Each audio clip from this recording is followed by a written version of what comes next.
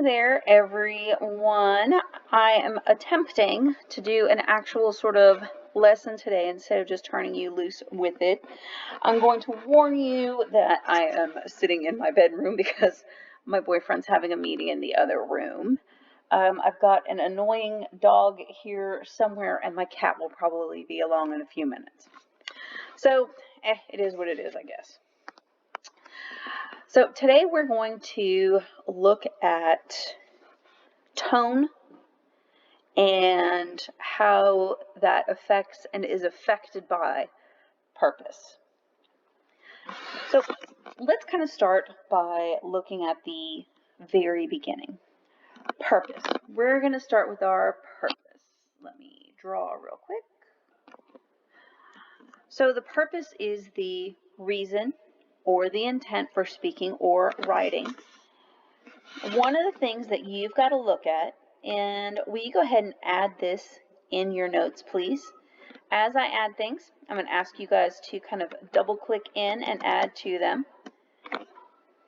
So for a purpose, you have to look at who is speaking a lot of times.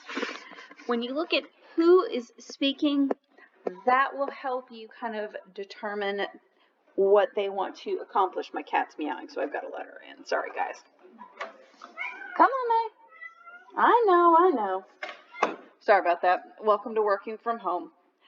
And then the reason I bring that up is in this speech, we're going to have our speakers going back and forth. Sometimes it's going to be Homer Hickam, and sometimes it's going to be the principal, Mr. Turner. So as we go through, looking at who is speaking is going to help us kind of determine our purpose, and then we'll take our tone from there. I'm going to go ahead and I'm going to read the selection here for you, and then I'm going to end this recording and we'll move on to the second part of it. I figure it'll just be easier if we break them into parts. All right, if you'll read along with me. As my 10th grade year, As my year in the 10th grade at Big Creek dwindled to days, Mr. Turner held one of his few command performances in the school auditorium. We all expected a lecture about school spirit, how we should think about the football team all summer and be ready to cheer them on come fall. Roy Lee and I sat down together. A hush came over the auditorium as Mr. Turner took the stage. He stood behind a lectern, his eyes darting angrily toward the slightest noise. Very quickly, even the most squirmy of us sat as quiet as stones. Then he spoke of two matters, each sufficient to shake the core of our young lives. Big Creek High School, Mr. Turner said in his shrill voice, had been placed on football suspension for the 1958 season. That meant no games would be played, none. The reason for the suspension was this. A group of well-meaning parents, the football fathers, had failed in their suit to force the West Virginia High School Athletic Commission to let Big Creek play in the 1957 state championship game.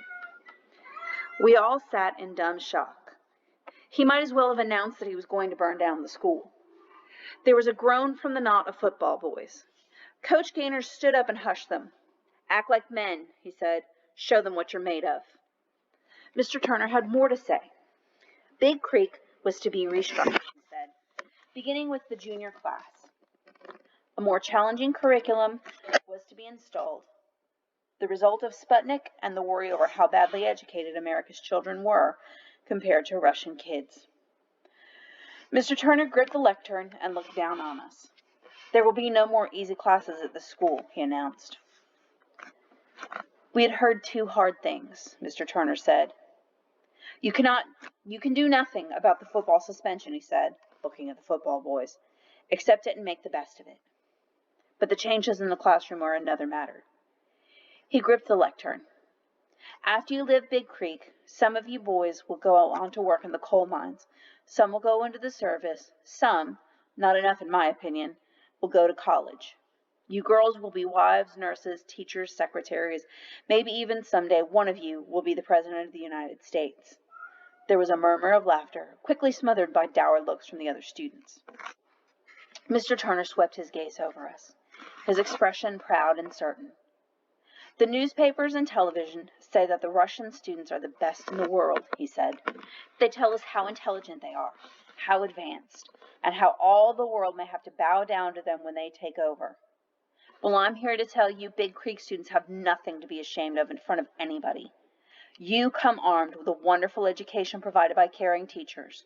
You come from the best, hardest working people in the world. You come from the toughest state in the Union. The Russians, I pity them. If they knew you like I know you, they'd be shaking in their boots. Our 600 faces gazed up at the little man in rapt attention. Until a football boy stifled a groan, the silence was utter. Mr. Turner looked sharply in the football boy's direction, and Coach Gaynor stood up and looked at him too. The football boys leaned their heads in on the groaner as if in group prayer. Mr. Turner's eyes left them, went back to the General Assembly. Now about these new standards, he said, they're not going to be easy to meet. It's not only content. From my analysis of the new curriculum, there's at least twice the amount of material to cover in a school year. That's going to mean a lot of concentrated classroom work and a lot of homework.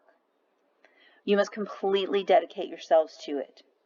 To do less will be to let down your country, your state, your parents, your teachers, and ultimately yourselves. Remember this, the only good citizen is a well-educated citizen. Consider this poem by Ernest Henley, he said, opening a book and adjusting his glasses. Ugh, Roy Lee growled, getting restless. I could sense a stirring in the student body. Mr. Turner had kept our attention until then. But a poem? Mr. Turner's poem turned out to be Invictus. As he read, all of us, even Roy Lee, were absorbed by it. Mr. Turner concluded, It matters not how straight the gate, how charged with punishments the scroll. I am the master of my fate. I am the captain of my soul. He clapped the book shut. I almost jumped out of my seat in the hushed silence. It has been as loud as a rifle shot. Now the cheerleaders will lead us in the school song, Mr. Turner ordered. The cheerleaders had been sitting together. They crept uncertainly on stage. They were not in their uniforms. Sing, Mr. Turner ordered them. Everybody, sing.